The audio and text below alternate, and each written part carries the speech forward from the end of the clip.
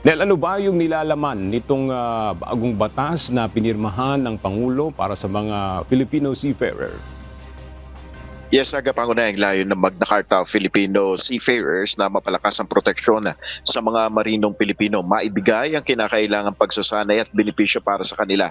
Sa talumpati ni Pangulong Ferdinand Marcos Jr. sa signing ceremony sa Magna Carta of Filipino Seafarers Act sa Malacanang kanina, kinilala niya sa sakripisyo ng mga tripulanteng Pinoy sa gitna ng mga banta sa karagatan tulad na naganap sa mga nakaraan sa Red Sea na inatake ng Houthi rebels sa mga barko. Ayon sa Pangulo, titiyakin ng batas na ito ang karapatan ng Pinoy seafarers.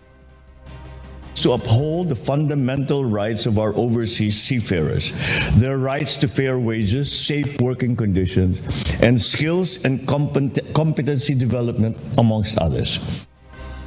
Sa hiwalay naman na pahayag ni Senate President Francis G. Escudero, ang bagong nilagdaang batas na ito ay magdidetalye sa karapatan ng seafarers tulad ng karapatan para sa makatarungan terms and conditions sa trabaho, karapatan sa self-organization at collective bargaining, educational advancement at training at may karapatan laban sa diskriminasyon. Yan muna ang ating update. Balik sa iyo, Aga. Maraming salamat, Nel Maribuhok.